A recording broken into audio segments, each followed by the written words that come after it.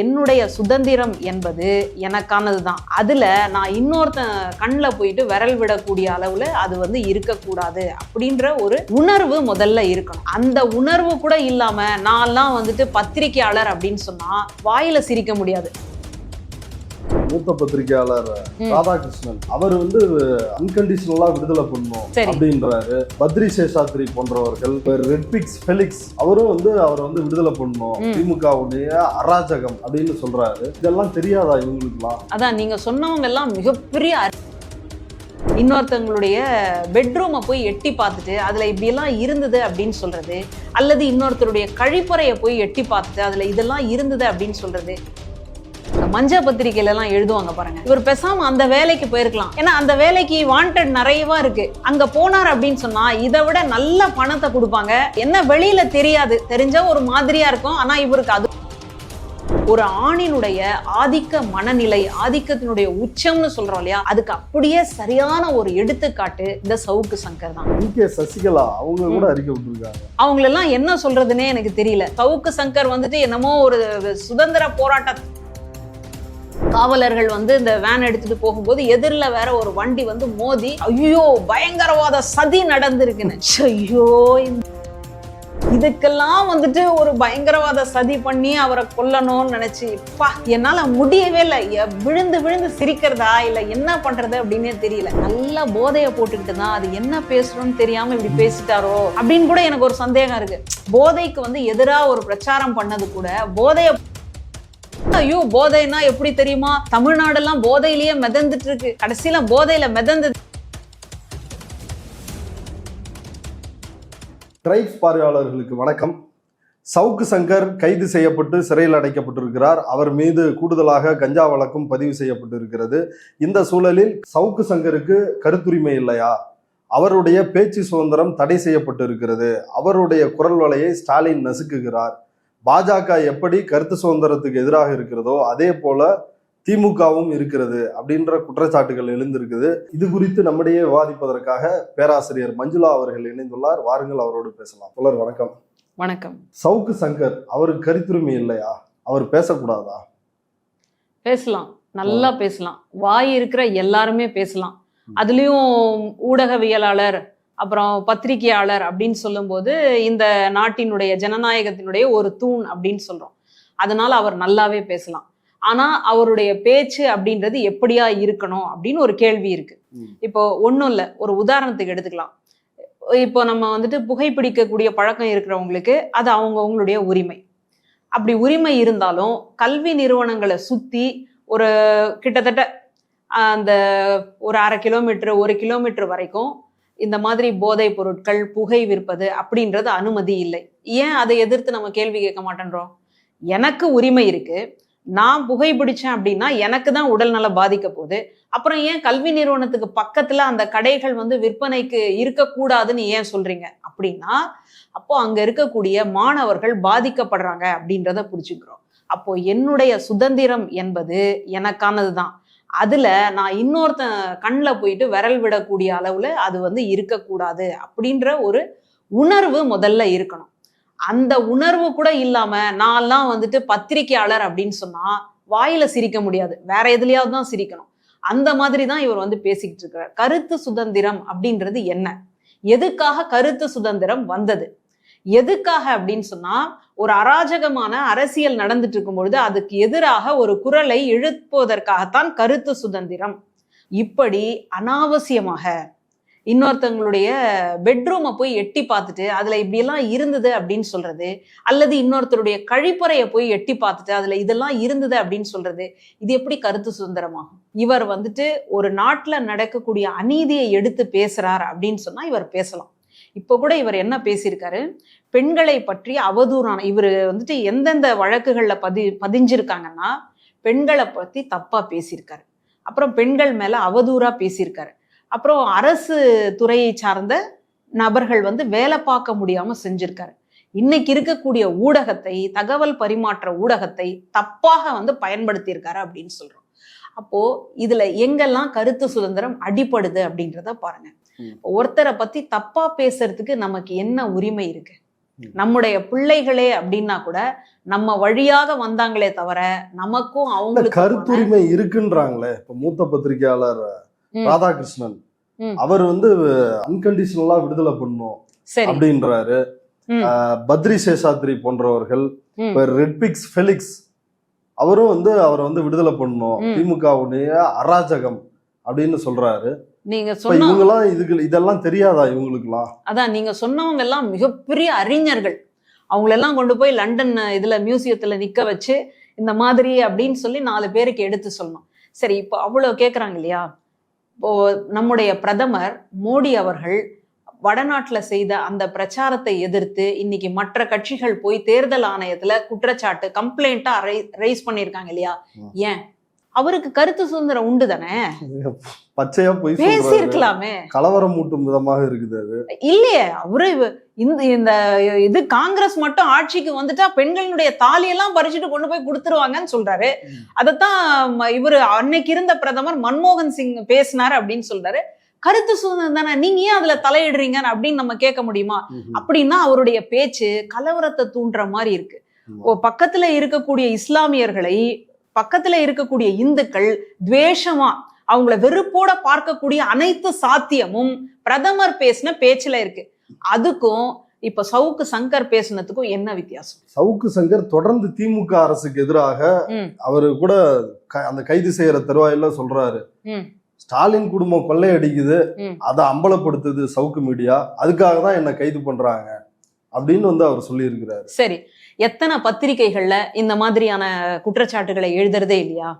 எத்தனை மீடியால, டிவில எல்லாம் இந்த டிபேட் ஷோ அப்படின்னு சொல்லி வேற்று, அதாவது ரைட்டா இருக்கட்டும் அல்லது திமுகவை எதிர்க்கக்கூடிய கட்சிகளாகட்டும், அவங்க எல்லாம் பேசும்போது இப்படித்தான் அவங்க மேல எல்லாம் நடவடிக்கை எடுத்துக்கிட்டு இருக்குதா திமுக ஆட்சி? திமுக அவ்வளவோ வேலை இல்லாம இருக்கிறாங்க. அந்த அளவுக்கு அவங்களுக்கு காலையில எழுந்தா குழந்தைங்களுக்கு காலை சிற்றுண்டி போச்சா அப்படின்னு பார்க்க வேண்டிய சூழல். அதுக்கு அடுத்தது பேருந்துகள்ல மகளிருக்கு இலவசமா பயணம் பண்ணிட்டு இருக்கிறாங்களா? மாசம் மாசம் பெண்களுக்கான தொகை சரியா போயிட்டு இருக்கா? இப்போ ஆண்களுக்கான, அதாவது நல்ல புதல்வன் அப்படின்னு சொல்றோம் இல்லையா, தமிழ் புதல்வன், அதுக்கான பணம் போயிட்டு இருக்கா? அதுக்கு அடுத்தது தேர்தலுக்கான பிரச்சாரம், இந்த மாதிரி தொடர்ச்சியாக ஒவ்வொரு நலத்திட்டங்களும் பணிகளும் இருக்கும் பொழுது இந்த சவுக்கு சங்கர்லாம் யாரு? அவருக்கெல்லாம் ஏதாவது ஒரு முகாந்திரம் இருக்கா? அவரை பத்தி சொன்னா வேற யாருக்காவது தெரியுமா? இந்த இதுல பாதிக்கப்பட்டவங்க தவிர வேற ஏதாவது பெரிய அளவுல, ரொம்ப பெரிய அளவுல ஏதாவது தெரியுமா அப்படின்னு கேட்டா ஒண்ணுமே இல்லை. ஒரு புள்ள பூச்சிக்கு போயிட்டு ஒரு மிகப்பெரிய ஆளும் கட்சி அவரை தூக்கறதுக்காக பண்ண அப்படின்னு சொன்னா இது எப்படி இருக்கு பாருங்களேன். அந்த மாதிரி சவுக்கு சங்கரை தூக்கணும் அப்படின்னு திமுக நினைச்சிருந்தனா இந்நேரம் அவர் சுவடே இல்லாம போயிருக்கும். அதை கூடவா இன்னைக்கு இருக்கக்கூடிய மக்களுக்கு புரியாது. இவரு என்னமோ நான் பெரிய அப்பா டக்கருங்க, எனக்காக தான் இந்த கட்சிகள் என்னை தூக்கறதுக்காக இந்த மாதிரி வேலை பார்த்திருக்கு அப்படின்றது ரொம்ப கேவலம். ஆனா இவரை இன்னைக்கு கைது செஞ்சிருக்காங்கன்னா யாரு காரணம்? அதை யோசிக்கணும்ல. கோயம்புத்தூர்ல, சென்னையில அப்படின்னா திமுக தூக்கி இருக்கு அப்படின்னு சொன்னா சென்னையில கொண்டு கோட்டையில கொண்டு நிறுத்த வேண்டியதானே? இல்லையே, கோயம்புத்தூர்ல கொண்டு போய் தானே சிறைச்சாலையில அடைச்சிருக்காங்க. ஏன்னா அங்க சைபர் கிரைமினுடைய உதவி ஆய்வாளர் சுகன்யா அம்மையாரோ தான் இவருக்கு மேல கம்ப்ளைண்டே கொடுக்குறாங்க. அதனாலதான் கோயம்புத்தூர்ல அதுக்கான நடவடிக்கைகள் எடுக்கப்படுது. அதனால ஒண்ணுமே தெரியாம எதையாவது ஒண்ணு ஒளறி குட்டிக்கிட்டு நான் தான் அப்படின்னு சொன்னா எத்தனை நாளைக்கு ஜனங்க நம்புவாங்க? அவங்களுக்கும் ஒரு குறைந்தபட்சம் அறிவு இருக்கு இல்லையா? இப்ப அவரு சொல்றாரு இல்லைங்களா, காவல்துறை உயர் அதிகாரிகள், குறிப்பா இப்ப சட்டம் ஒழுங்கு ஏடிஜிபியா இருக்கக்கூடிய அருண், அவர் தன்னுடைய அதிகாரத்தை பயன்படுத்தி எஸ்ஐ, இன்ஸ்பெக்டர், டிஎஸ்பி, இந்த லெவல்ல இருக்கிற கான்ஸ்டபிள், இந்த லெவல்ல இருக்கிற பெண் அதிகாரிகளை தன்னுடைய தேவைகளுக்கு பயன்படுத்துகிறார். உயர் பதவி அடைவதற்காக அந்த பெண்களும் இவரோடு இணங்கி போறாங்க அப்படின்னாரு. இதற்கு முன்னாடி 2022 சிறைக்கு அனுப்பப்பட்டதும் மாவட்ட நீதிபதிகள் அங்க ஓஏ பெண்கள், விதவை பெண்கள், கைம்பெண்கள், அவங்க அந்த நீதிபதிகளோட அட்ஜஸ்ட் பண்ணிக்கிறாங்க. தங்களுடைய தேவைகளுக்காகவும் இதுக்காகவும் நீதிபதிகளும் அதை வந்து பயன்படுத்திக்கிறாங்க அப்படின்ற ஒரு கருத்தை சொல்றாரு. இப்படி அவர் இதை வந்து ஒரு கருத்து சுதந்திரம் அப்படின்றவங்க வந்து இந்த கருத்தை முன்வைத்து நீங்க என்ன கேட்க விரும்புறீங்க? ஒரு தரப்பு மக்களை வந்துட்டு நீங்க என்னவா பாக்குறீங்க, அதுலயும் பெண்களை நீங்க என்னவா பாக்குறீங்க அப்படின்னு சொன்னா, உங்களுக்கு காலுக்கு கீழே இருக்குது இல்லையா செருப்பு, அதுக்கும் இன்னும் கீழேயா வந்து நீங்க பாக்குறீங்க. கைம்பெண்கள் வந்து இந்த மாதிரி இருக்கிறாங்க. அதுலயும் இன்னும் கொச்சையா என்ன பேசுறாருன்னா, இந்த மாதிரி ஒரு அவங்களோட நம்ம படுத்து எழுந்துட்டா வேலையே பார்க்க வேண்டியதில்லை. இது எவ்வளவு ஒரு அராஜகமான போக்கு பாருங்களேன். பெண்கள் தொடர்ச்சியாக காலையில எழுந்ததுல இருந்து இரவு படுக்கிற வரைக்கும் எவ்வளவு வேலை செய்யறாங்க அப்படின்றது அவங்களோட கூட இருந்தா தான் நமக்கு வந்து தெரியும். இப்போ அந்த சூழல்ல அங்க மாதிரி வந்துட்டு அவங்களோட படுத்து எழுந்துட்டு எந்த வேலையும் செய்ய வேண்டாம், அப்படியே இருந்துக்கலாம் அப்படின்னா அந்த வேலையை யார்? இவர் போய் செஞ்சுட்டு இருந்தாரா? இவர் போய் முறவாசல் பண்ணிட்டு இருந்தாரா? அங்க இருக்கிறத குப்பை அள்ளிட்டு இருந்தாரா? அப்படிதான் நம்ம கேட்கணும். அப்போ தொடர்ச்சியாக அந்த பெண்கள் மேல இவருக்கு இருக்கக்கூடிய வக்கரம். இன்னும் சொல்றேனே, இந்த மஞ்ச பத்திரிகையில எல்லாம் எழுதுவாங்க பாருங்க, இவர் பேசாம அந்த வேலைக்கு போயிருக்கலாம். ஏன்னா அந்த வேலைக்கு வாண்டட் நிறையவா இருக்கு. அங்க போனார் அப்படின்னு சொன்னா இதை விட நல்ல பணத்தை கொடுப்பாங்க. நல்ல என்ன வெளியில தெரியாது, தெரிஞ்சா ஒரு மாதிரியா இருக்கும். ஆனா இவருக்கு அது கூட இல்லைன்னு வச்சுக்கோங்களேன். அங்க போனாருன்னா இவர் இன்னும் நல்லா சம்பாதிக்கலாம். ஏன்னா இப்படி ஒரு தவறு நடக்குது, இவர் மனசுல வந்து அது தப்புன்னு நினைச்சா அப்போ அந்த தப்பை நீக்கிறதுக்கான ஒரு வழிமுறையை இவர் செய்யணும். ஏன்னா இவர் வந்து ஒரு ஜேர்னலிஸ்ட், ஒரு பத்திரிகையாளர் அப்படின்னு சொல்றீங்க இல்லையா? அப்போ பத்திரிகையாளரா ஒரு நடுவு நிலைமையில இருந்து அந்த குற்றம் நடக்காம இருக்கிறதுக்கான ஒரு முன்னெடுப்பாளை வந்து நீங்க செஞ்சீங்கன்னா நீங்க மனுஷன், உங்களை புனிதர்னு கொண்டாடலாம், உங்களுக்கு செலவைக்கலாம். ஆனா அங்க இருக்கக்கூடிய பெண்களும் அதற்கு வந்து இசைஞ்சு கொடுக்குறாங்க அப்படின்றது. அப்படின்னா அப்போ கல்யாணம், அதாவது கணவன் இறந்தவர்கள் அல்லது கணவனால் கைவிடப்பட்டவர்கள், அந்த பெண்கள்லாம் இதுக்குன்னே அலைஞ்சிட்டு இருக்கிறாங்களா? என்ன மோசமான பேச்சு பாருங்களேன். ஒரு பெண்ணினுடைய உணர்வுகளை கழிச்சிட்டு வெறும் உடலாத்தான் பாக்குறீங்க அப்படின்றதுக்கு இது எல்லாம் மிகச்சிறந்த உதாரணம். ஒரு ஆணினுடைய ஆதிக்க மனநிலை, ஆதிக்கத்தினுடைய உச்சம்னு சொல்றோம் இல்லையா, அதுக்கு அப்படியே சரியான ஒரு எடுத்துக்காட்டு இந்த சவுக்கு சங்கர் தான். அப்போ இவருக்கு வந்துட்டு இவர் கூட இருக்கக்கூடிய பெண்களை அல்லது இந்த சமூகத்துல இருக்கக்கூடிய பெண்களை, இவரோடு வேலை பார்க்கக்கூடிய பெண்களை இவர் என்னவா பாப்பாரு? நமக்கு இன்னும் புரியவே இல்லை. இப்போ கர்நாடகால ரேவண்ணா அவர்களுடைய குடும்பம் பாத்தீங்கன்னா பெண்களோட இருந்துட்டு அதை எப்படி நீங்க வந்துட்டு ஒரு வீடியோ எடுக்கிறீங்க? எனக்கு புரியவே இல்லை இது வரைக்கும். அந்த அளவுக்கு சைக்கோவா இருக்கீங்களா? எத்தனையோ படங்கள்ல வந்துட்டு இந்த பெண்களோட இருக்கக்கூடிய காட்சிகளை எல்லாம் வந்துட்டு எடுத்து பதிவு செஞ்சு வச்சு அதை வந்து பார்க்கக்கூடிய இதையெல்லாம் பாக்குறோம். எவ்வளவு மோசமா இருக்கு அதெல்லாம் நினைச்சு பாக்குறதுக்கே. நம்ம இலக்கியங்கள்லாம் இந்த மகிழ்ச்சி அப்படின்றது இப்படித்தான் இருந்ததுன்னு வெளியிலேயே சொல்ல முடியலையே, அப்படிப்பட்ட ஒரு இன்பம் அப்படின்னு வர்ணிக்கிறாங்க. அந்த பரம்பரையில இருந்து வந்த நாம இப்படி வந்து அசிங்கமாக கேவலமாக, அதுலயும் ஒரு பெண்ணினுடைய கருவறையில இருந்தா வந்தீங்க நீங்க எல்லாம், வந்துட்டு கடைசியில அந்த கருவறையை வந்து எட்டி உதைக்கிற மாதிரி இந்த மாதிரி பேசுறது அப்படின்றது ரொம்ப மோசமான சூழல். அதனால்தான் ஒரு பெண்ணே வந்து இந்த புகாரை வந்து கொடுத்திருக்கிறாங்க. இப்போ கூட பெண்களாகிய நாம் அல்லது பெண்களுக்கு வந்து பாதுகாப்பாக இருக்கக்கூடிய, அவங்களுக்கு வந்துட்டு ஆதரவு கொடுக்கக்கூடிய ஆண்கள் இந்த போராட்டத்துல நிக்கல அப்படின்னு சொன்னா அப்புறம் இந்த நாட்டுல வந்து பெண்கள் இருக்கிறதுக்கான தகுதியே கிடையாது. அப்படித்தான் ஆயிடும். மணிப்பூர்ல நடக்கக்கூடிய கலவரமாகட்டும், பல்வேறு பாஜக அப்படின்றதே வந்துட்டு பாலியல் ஜல்சா கட்சி அப்படின்னு மாறி போயிடுச்சு. அந்த இடத்துல நடக்கக்கூடிய பாலியல் குற்றச்சாட்டாகட்டும், அவங்க எல்லாருக்கும் வந்துட்டு பதவி வேற கொடுத்து அவங்கள வந்து தலைமை தாங்க வைக்கிறீங்க இல்லையா? இந்த சூழல்ல பெண்கள் இருக்கணுமா வேணாமா? நீதிபதிகள், அங்க வேலை செய்யற ஓய கைம்பெண்கள், உயர் போலீஸ் ஆண் அதிகாரிகள், அவருக்கு கீழே வேலை செய்யற பெண் அதிகாரிகள், இவர்களை பேசும் பொழுது இப்ப நடவடிக்கை எடுத்திருக்கிறாங்க. ஆனா இதற்கு முன்னாடி ஸ்ரீமதி, அந்த மாணவி ஸ்ரீமதி குறித்தோ அவங்களுடைய தாயார் குறித்தோ, அது மட்டும் இல்லாம ராம்குமார், சிறையில் மரணமடைந்த ராம்குமார், அப்புறம் ஆத்தூர்ல தலித் விவசாயிகள் பாதிக்கப்பட்டது, இப்படி நிறைய சொல்லலாம். ஒட்டுமொத்தமாகவே பெண் ஊடகவியலாளர் சன் நியூஸோட செய்தி தொகுப்பாளரை குறித்து ஆபாசமாக எழுதியது, இப்படி ஏகப்பட்ட வழக்குகள் இருக்குது. இவரோட ஒட்டுமொத்த ட்ராக் ரெக்கார்டே வந்து இப்படிதான் இருக்குது. ஒரு ஆபாசம், வக்ரம், அவதூறு அப்படின்றதான் இருக்குது. அப்படி இருக்கும் பொழுது இதை தொடர்ந்து ஊடகங்கள், குறிப்பா ரெட்பிக்ஸ் மாதிரியான ஊடகங்கள் வந்து இதை ப்ரொமோட் பண்ணுது. இன்னும் பலரும் வந்து அவரை பேட்டி எடுத்து அவரை வந்து ஒரு போராளி அப்படின்னு சொல்றாங்க. அவரோட டபுள் ஸ்டாண்டு குறித்து அவர்கிட்ட கேள்வியே எழுப்ப மாட்டாங்களே, அதை நீங்க வந்து ஒரு தமிழ் பேராசிரியரை எப்படி பாக்குறீங்க? அதாவது ஆரம்பத்துல வந்து அவர் பற்றிய ஒரு பிம்பம் என்ன அப்படின்றத சொல்றேன். அவர் வந்துட்டு ஒரு போராளி. அவர் வந்துட்டு இந்த பாதிக்கப்பட்டவர்களுக்காக குரல் கொடுத்து அவங்கள வந்து மீட்டெடுக்கக்கூடிய ஒரு மீட்பர் அப்படின்னு வந்துடுச்சு. அந்த பிம்பம் வந்து முதல்ல வந்துட்டு இருந்து இல்லையா, அந்த பிம்பத்தை கேட்ட மக்கள் அதோட தூங்கி முடிச்சிட்டாங்க. அதோட 30 வருஷம் அந்த மாதிரி அவங்க தூங்கி முடிச்சுட்டு இப்பதான் கண்ணை திறந்து பாக்குறாங்க. கண்ணை திறந்து பார்த்தா திடீர்னு அந்த மீட்பர் வந்து இன்னைக்கு கைதுல இருக்கிறாரே அப்படின்றனால, இல்ல அவர் வந்து எங்க மீட்பர், அவர் தான் எங்களுக்கு குரல் கொடுக்கிறவர் அப்படின்னு ஒரு பக்கம் வந்து பேசிட்டு இருக்காங்க.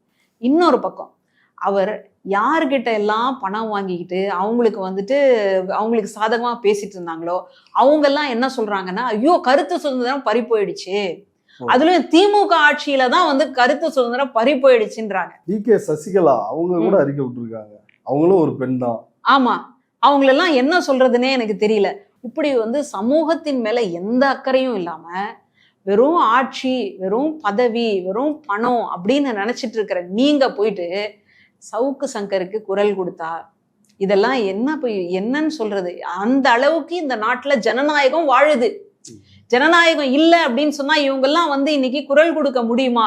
அதுலயும் வந்து சவுக்கு சங்கர் வந்துட்டு என்னமோ ஒரு சுதந்திர போராட்ட தியாகி மாதிரியே எல்லாரும் பேசிக்கிட்டு இருக்கிறாங்க. அதுலயும் அந்த வண்டி போகும்போது காவலர்கள் வந்து இந்த வேன் எடுத்துட்டு போகும்போது எதிரில வேற ஒரு வண்டி வந்து மோதி ஐயோ பயங்கரவாத சதி நடந்திருக்குன்னு. ஐயோ இந்த புள்ள பூச்சிக்கெல்லாம் கொடுக்க மூளைக்குன்னு எவிடா நினைச்சேன் அப்படின்ற மாதிரி இதுக்கெல்லாம் வந்துட்டு ஒரு பயங்கரவாத சதி பண்ணி அவரை கொல்லணும்னு நினைச்சு என்னால முடியவே இல்லை. விழுந்து விழுந்து சிரிக்கிறதா இல்ல என்ன பண்றது அப்படின்னே தெரியல. இந்த சூழல்ல இந்த அம்மையார் வந்துட்டு சவுக்கு சங்கருக்காக குரல் கொடுத்தாங்கன்னா இந்த அம்மாவே முதல்ல யாருன்னு தெரியுமான்னு தெரியல. அந்த அளவுக்கு மக்கள் வந்து மறந்துட்டாங்க. இந்த சூழல்ல இன்னொரு புள்ளி வந்து இருக்கு. சவுக்கு சங்கர் கோயம்புத்தூர் அழைச்சு செல்லப்படுறாரு. அங்க போன உடனே ஸ்பாட்டுக்கு போன உடனே செருப்போடு பெண்கள் வந்து போராட்டம் நடத்துறாங்க. அந்த போராட்டத்தை நீங்க எப்படி பாக்குறீங்க? அதுதான் உண்மை, அதுதான் நியாயமானது, அதுதான் சரியானது. அங்க வந்துட்டு பெண்கள் வந்து செருப்படுத்திட்டு இந்த மாதிரி காட்டுறாங்க அப்படின்னும் போது அதை பார்த்தாவது இவங்களுக்கு அறிவு வேண்டாமா? இப்போ இவர் வந்துட்டு காலம் காலமாக சொன்ன அந்த பொய் புரட்டு வேலைகளை கொஞ்சம் யோசிச்சு பாருங்க. ஆரம்பத்துல வந்து இவர் ஒரு மீட்பர் அப்படின்னு ஒரு பிம்பம் இருந்து இல்லையா, அதெல்லாம் என்னைக்கோ உடஞ்சு போயிடுச்சு. இவர் அந்த துப்பாக்கி ஏதாவது இதுல தூத்துக்குடியில நடந்த துப்பாக்கி சூட்லயும் வேற மாதிரியா பேசுறாரு. அவங்க ஏதோ சும்மா ஏதோ காக்கா குருவிய சுட்ட மாதிரி அப்படின்ற மாதிரி எப்படி வெக்கமே இல்லாம பேசுறாருன்னு தெரியல. ஏதோ ஒரு பரிசோதனை முயற்சியா பண்ணியிருக்காங்க, இல்ல வந்து ஒரு பயம்புறுத்துற மாதிரி பண்ணியிருக்காங்க. இந்த மாதிரி எப்படி வந்து பொய்களை தொடர்ச்சியா கட்டவிழ்க்க முடியுது அப்படின்றது தெரியல. அங்க இறந்தது வந்து மனிதர்கள், அதுலயும் இளைஞர்கள், பிள்ளைகள், இவங்க எல்லாருமே இருக்காங்க. ஸ்னோலின் 10வது படிக்கிற மாணவி பாருங்க, 10வது படிக்கக்கூடிய மாணவிக்கெல்லாம் எவ்வளவு பெரிய கனவு இருக்கும் இல்லையா, இந்த தேசத்தை பற்றி, தன்னுடைய வாழ்க்கையை பற்றி. அவங்களுடைய வாழ்க்கைக்கெல்லாம் கொள்ளி வச்சுட்டு இல்ல காவல்துறை வந்து அவங்களெல்லாம் சுடணும்னு நினைச்சு சுடல அப்படின்னு பேசுறதெல்லாம் எவ்வளவு அப்படின்னா அந்த கட்சிகளுக்கு, அந்த தலைவர்களுக்கு இவர் வந்து துணை போய் இருக்காரு. இப்போ நீங்க இவங்கள கூட ஸ்ரீமதியினுடைய வழக்க கூட சொன்னீங்க. இறந்தவர்களை பத்தி நம்ம அவதூறா பேசுறது அப்படின்றது நம்முடைய இயல்புல கிடையாது. அப்படி இருக்கும் பொழுது இறந்து போன அந்த பெண்ணுக்கு ஒரு காதல் வாழ்க்கை இருக்கு அப்படின்னு சொல்றதும், அந்த பெண்ணினுடைய அம்மாவுக்கு வேற மாதிரியான ஒரு வாழ்க்கை இருக்கு அப்படின்னு சொல்றதும், பெண்ணை பற்றிய இவருடைய பிம்பம் அப்படின்றது ரொம்ப மோசமான ஒரு பிம்பமா இருக்கு. இதுல வந்து யார் பாதிப்பை ஏற்படுத்தினாங்க அப்படின்னு சொன்னாங்களோ அவங்கள பாவன்றாரு. உண்மையிலே பாதிக்கப்பட்டிருக்கிறாங்க அவங்க குடும்ப பின்னணி. அவங்களுக்கு இதுதானே போலீஸோட ஸ்டோரி ஐடியா. ஆமா, ஒருத்தவங்க வந்து என்ன இப்படி அபியூஸ் பண்றான் அப்படின்னு புகார் கொடுக்க வந்தா நீ என்ன பண்ணிருப்ப அப்படின்னு பாதிக்கப்பட்ட பெண்ணுகிட்டே கேள்வி கேட்கிற மாதிரி. ஆமா, இவரோட நெரேட்டிவே அப்படிதான் அதுல இருந்துச்சு. ஆமா, இன்னைக்கு வரைக்கும் பாருங்க, ஏதாவது ஒரு பாலியல் அத்துமீறல் நடக்குதுன்னா நீ ஏன் இந்த நேரத்துக்கு வந்த அப்படின்னு பெண்களை கேட்கிறோம். நீ ஏன் இந்த மாதிரி ஆடை போட்டுட்டு இருந்த, நீ ஏன் வந்துட்டு இப்படி நடந்த, நீ ஏன் கூட யாரையாவது கூட கூட்டிட்டு போகாம போன, அதுவும் கூட கூட்டிட்டு போனது காதலனா இருக்கக்கூடாது, அப்பாவா இருக்கலாம் அல்லது அண்ணனா இருக்கலாம், அந்த மாதிரிதான் இருக்கலாமே தவிர காதலனா இருக்கக்கூடாது, இல்ல கணவனாக இருக்கணும். அப்போ இந்த மாதிரி பாதிக்கப்பட்டவங்க மேலேயே நீங்க மறுபடியும் குற்றச்சாட்டு சொல்லும் பொழுது அவங்க வெளியில வந்து புகார் கொடுப்பாங்களா? நிச்சயமா கொடுக்கவே மாட்டாங்க. உடனே அதை வச்சுக்கிட்டு என்ன சொல்றது, அவங்களும் வந்து இணங்கிட்டாங்க, அது வந்துட்டு மியூச்சுவல் அண்டர்ஸ்டாண்டிங்ல தான் வந்து அது ஓடிட்டு இருக்கு அப்படின்னு பேசுறது ரொம்ப மோசமான சூழல். அதனால்தான் பெண்கள்லாம் இன்னைக்கு வந்து புறப்பட்டு வந்திருக்கிறாங்க இவரை வந்து அடிக்கணும். அதனால இதை பார்த்தாவது குறைந்தபட்சம் இவருக்கு யாரெல்லாம் பின்னாடி இருந்து உதவி பண்ணிட்டு இருந்தாங்க இல்லையா, அவங்க எல்லாம் இனிமேலாவது சரியா புரிஞ்சுக்கணும். ஏன்னா இது வந்து வெறும் அவதூறு கேஸோட முடியல, கூடவே கஞ்சா வழக்கும் சேர்ந்து வந்திருக்கு. கஞ்சா வழக்கெல்லாம் சேர்ந்துருச்சுன்னா அவங்களெல்லாம் காப்பாற்றவே முடியாது. இப்ப இதுலயும் ஒரு கேள்வி இருக்குது. போதைப் பொருளுக்கு எதிராக ஒரு போர்க்குரல் எழுப்பிய ஒரு போராளியாக சவுக்கு பார்க்கப்படுறாரு. இன்னொரு புறம் 410 கிராம் கஞ்சா வந்து அவருடைய கார்ல இருந்து கைப்பற்றுறாங்க. இந்த கஞ்சாவை அடிப்பதற்காக அவர் வந்து அதை தயார் பண்ணி வச்சிருந்தாரு அப்படின்னு சொல்லி இப்படி அந்த எஃப்ஐஆர்ல போலீஸோட எஃப்ஐஆர்ல இருக்குது. இது ரெண்டுமே அப்படியே முரண்பாடா இருக்குது. போதைப் பொருள் எதிர்ப்பு போராளி, இன்னொரு புறம் வந்து கஞ்சா கடத்தியவர் அப்படின்னு ரெண்டையும் ஒரே ரோல்ல பண்றாரு சவுக்கு. இவரு கவியரசர் கண்ணதாசனை வந்து சொல்லுவாங்க, எப்ப பார்த்தாலும் நீ குடிச்சுக்கிட்டே இருக்கியே, நானும் வந்து குடிக்கு எதிரானவன் தான், எப்படி நீ குடிச்சுட்டே இருக்கிறியே, எப்படி எதிரான, உலகத்துல இருக்கிற எல்லா குடியும் நான் ஒருத்தனே குடிச்சு முடிச்சிடணும்னு நினைக்கிறேன். அந்த கேஸ் தான் இவங்க. படிக்கிறது ராமாயணம், இடிக்கிறது பெருமாள் கோயில்ன்ற மாதிரி பேசுறது வந்து இந்த மாதிரி. அப்பதானே 4 பேர் வந்துட்டு இவர் பெரிய மீட்பர்டா, இந்த சமூகத்தை வந்து காக்கக்கூடிய கடவுள்டா அப்படின்னு சொல்லுவாங்க. அப்படின்றதுக்காக, அந்த பிம்பத்துக்காக இந்த மாதிரி போதைய பத்தி எதிரா வந்து சொல்றது. எனக்கு என்ன சந்தேகம்னா, நல்லா போதைய போட்டுக்கிட்டு தான் அது என்ன பேசுறோம்னு தெரியாம இப்படி பேசிட்டாரோ அப்படின்னு கூட எனக்கு ஒரு சந்தேகம் இருக்கு.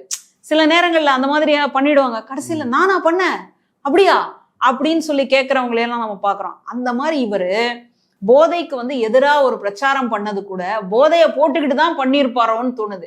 ஏன்னா நல்ல திறமையா செய்யறவனுக்கு தான் அதை எப்படி வந்து கையாளணும் அப்படின்றது தெரியும். அதுலயும் பாத்தீங்கன்னா அந்த கார்லயே வச்சுட்டு இவங்க இறங்கி இருக்காங்க அப்படின்னா அந்த அளவுக்கு இவங்களுக்கு பழக்கப்பட்டிருக்காங்க. ஒரு தடவை செஞ்சா பாவம், அதுவே தொடர்ச்சியா செஞ்சா சுபாவம். அந்த மாதிரி சுபாவமா மாறி போயிடுச்சு இவருக்கு. இப்போ இந்த சூழல்ல என்ன பேசுறாருன்னா, ஐயோ போதைன்னா எப்படி தெரியுமா, தமிழ்நாடெல்லாம் போதையிலேயே மிதந்துட்டு இருக்கு, கடைசியில போதையில மிதந்தது யாருன்னு இப்போ மக்களுக்கு வந்து புரிஞ்சிருக்கும். 3ஆம் பாலினத்தவர்கள் இந்த கூடுதல் ஏடிஜிபி குறித்து அருண் குறித்து பேசும் பொழுது, அவர் வீட்டுல வேலை செய்கின்ற ஒரு டிரான்ஸ்ஜெண்டர், அவரோட பேரை வந்து நெஞ்சில பச்சை குத்தி இருக்குது, எதுக்காக குத்தி இருக்கணும் அப்படின்ற ஒரு கேள்விய சவுக்கு சங்கர் கேட்கிறார். எதுக்காக குத்தி இருக்கணும் அப்படின்னு கேட்கிறாரு. அது குத்தி இருக்கிறது இவருக்கு எப்படி தெரிஞ்சுது? இவர் போய் பார்த்தாரா, இல்ல அது போட்டோ எடுத்து அனுப்பிச்சுதா, என்னன்னே புரியல பாருங்க. எதுக்காக குத்தி இருக்கணும்? இப்போ ஒரு இடத்துல வந்து நமக்கு மிகப்பெரிய ஒரு உதவியை செஞ்சிருக்கிறவங்க, அல்லது நம்ம வந்துட்டு அவங்களுக்கு ஒரு நன்றி விசுவாசத்தை காட்டுறதுக்காக அந்த மாதிரி குத்தி இருக்கலாம். நிறைய இருக்கு, ரசிகர்கள் குத்துறாங்க, நிறைய பச்சை குத்திக்குவாங்க. இன்னைக்கெல்லாம் வந்து இளைஞர்கள் எந்த அளவுக்கு பச்சை குத்துறது வந்து இன்னைக்கு டாட்டூன்னு மாறி போயிடுச்சு நவீன காலங்கள்ல. அந்த அளவுக்கு வந்துட்டு அவங்களுக்கு பிடிச்சமான பெயர்கள் அல்லது பிடிச்ச கொள்கைகள், பிடிச்ச அந்த ஸ்டிக்கர்ஸ், இந்த மாதிரி வந்து அவங்க குத்திக்கிட்டு போயிட்டு இருக்கிறாங்க. இப்போ இதுல வந்து இன்னொருத்தருடைய பேரை வந்து அவங்க குத்தி இருக்கிறாங்களா, அதை வந்து நம்ம சரியும் பார்க்கல, உண்மையிலேயே குத்தி இருக்காங்களா இல்லையா அப்படின்றது. அப்புறம் போற போக்குல ஏதாவது ஒண்ணு சொல்லிட்டே போயிட்டே இருந்தா இதையெல்லாம் வச்சு நம்ம பேசுற அளவுக்கு இன்னைக்கு பாருங்க ஊடகம் எவ்வளோ இதுவாயிடுச்சு. இல்ல ஒட்டுமொத்தமாவே பெண்கள், கைம்பெண்கள், காவல்துறை அதிகாரிகள், பள்ளி மாணவி, ஸ்டெர்லைட் போராட்டத்தில் இருந்த மாணவி, அப்புறம் இதுல டிரான்ஸ்ஜெண்டர்ஸ், எல்லாரையுமே இப்படி கேவலமா பேசுறாரு. ஆனாலும் அவரை கருத்து சுதந்திர போராளின்றாங்களே. அவங்க எல்லாருமே வந்துட்டு அந்த யார் சொல்றாங்களோ அவங்களுக்கு வந்து சாதகமான விஷயத்த அவர் பேசிக்கிட்டு இருக்காரு. இப்போ இன்னைக்கு வந்துட்டு திமுகவை வந்து எதிர்க்கிறோம் அப்படின்னு சொன்னா ஒரு ஃபேஷன். அப்படின்னா திமுகவை வந்து எதிர்க்கிறது யாருக்கெல்லாம் மகிழ்ச்சியா இருக்கோ அவங்கெல்லாம் ஒரே அணியில இருக்கிறாங்கன்னு அர்த்தம். அவங்கெல்லாம் யாரு அப்படின்றது நான் சொல்ல வேண்டிய அவசியம் இல்லை, மக்களுக்கே நல்லா தெரியும். அப்போ திமுகவை எதிர்க்க வேண்டிய ஒரு கட்டாயம் யாருக்கெல்லாம் இருக்கு? யாரெல்லாம் ஆட்சியை பிடிக்கணும்னு நினைக்கிறாங்க, யாரெல்லாம் சனாதனத்தை வேணும்னு நினைக்கிறாங்க, யாரெல்லாம் பெண்கள் இன்னும் அடிமையா இருக்கணும்னு நினைக்கிறாங்களோ அவங்க எல்லாரும் திமுக ஆட்சியை வந்து வெறுக்கிறாங்க. அப்போ அந்த சூழல்ல இவர் என்ன பண்றாருன்னா, திமுகவுக்கு எதிரான கருத்துக்களை வந்து சொல்லிக்கிட்டே இருக்காரு. திடீர்னு சொல்றாரு, உதயநிதி ஸ்டாலின் அவர்கள் வந்து எங்கேயோ துபாயில போய் யாருக்கோ வீடு வாங்கி கொடுத்துட்டாரு. கடைசியில பார்த்தா அவர் வந்துட்டு முக்கியமான அந்த கூட்டத்துக்கு வந்துகிட்டு இருக்காரு. திடீர்னு பார்த்தா நம்முடைய தமிழ்நாட்டினுடைய முதல்வர் ஸ்டாலின் ஐயா அவர்கள் வந்து உல்லாச பயணம் போயிட்டு இருக்கிறார். உல்லாச பயணம் போற வயசா அவருக்கு. அப்போ இந்த சூழல்ல இவர் எடுத்து இந்த மாதிரி விடும் பொழுது இதை வந்து ரசிக்கக்கூடிய மனித வக்ரம் இருக்கு பாருங்க. பொதுவா மனுஷனுக்கு வந்துட்டு ஒண்ணு சாதிக்கணும், சாதிக்க முடியாம போயிடுச்சு, ஒரு கையாலாகத்தனம் இருந்தது அப்படின்னா அவனை யாரு தோக்கடிச்சிட்டானோ அவனை பத்தி ஏதாவது ஒண்ணு அரசல் புரசலா வந்தா அப்பா அப்படின்னு ஒரு மனநிலை வரும் பாருங்க. இந்த ஒரு படத்துல வடிவேலு வந்துட்டு ஒரு செவுத்துல நின்று இப்படியே காதை அப்படியே கேட்டுக்கிட்டே இருப்பான். உடனே பக்கத்துல இருந்து ஒருத்தன் வருவான், நான் கொஞ்ச நேரம் கேட்கறேன்னு. கொஞ்ச நேரம் வச்சா ஒண்ணுமே கேட்காது. என்னடா கேட்ட? நானே இவ்வளவு நேரம் கேட்கறேன், எனக்கே ஒண்ணும் கேட்கல, இப்ப வந்து உனக்கு கேட்டுருவான், பலார்னு ஒண்ணு கொடுப்பான். அந்த மாதிரி அந்த மனித வக்ரம் இருக்கு பாருங்க. ஒரு திராவிட பண்பாட்டுல, ஒரு திராவிட மரபுல இந்த அளவுக்கு வந்து மக்களினுடைய ஒட்டுமொத்த ஆதரவை இவர்கள் பெற்றிருக்கிறாங்களே அப்படின்ற ஒரு வைத்தறிச்சல் யாருக்கெல்லாம் இருக்கோ, இந்த ஆட்சியை ஒழிச்சிட்டு மறுபடியும் சனாதனத்தை கொண்டு வரணும், மறுபடியும் வந்துட்டு மக்களாட்சியை ஒழிச்சிடணும் அப்படின்னு யாரெல்லாம் நினைக்கிறாங்களோ அவங்களுக்கெல்லாம் இந்த சவுக்கு சங்கர் வந்து வேலை பார்க்குறாரு. எதுக்காக வேலை பார்க்குறாரு அப்படின்னு சொன்னா, பணம் பணம் பணம் தான். பணத்தை தாண்டி வேற ஒண்ணுமே இல்லை.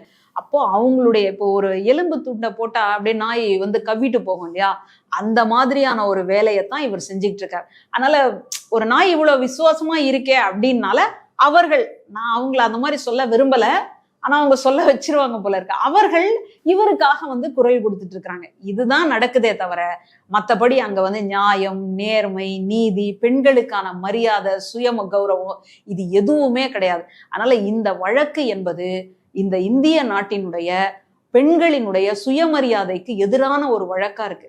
அப்போ பெண்களுக்கான சுயமரியாதை, அவர்களுக்கான பெருமை நிலைக்கணும் அப்படின்னு சொன்னா இவர்களை போன்றவர்களுக்கு சரியான தண்டனை கிடைக்க வேண்டும். ஏன்னா மற்ற மாநிலங்கள்ல நம்மளால இதை பத்தி பேச முடியல, ஆனா திராவிடம் இருக்கக்கூடிய இந்த மண்ணிலையாவது பெண்களுக்கான உரிமை, பெண்களுக்கான பெருமைன்றது கிடைக்கல அப்படின்னு சொன்னா அப்புறம் வேற எங்கேயுமே கிடைக்கிறதுக்கு வாய்ப்பு இல்லை. இவ்வளவு நேரம் நம்முடைய பார்வையாளர்களுக்காக இந்த சவுக்கு சங்கர் குறித்தும் அவருடைய கருத்துக்கள் குறித்தும் அம்பலப்படுத்தி பேசியதற்கு மிக்க நன்றி.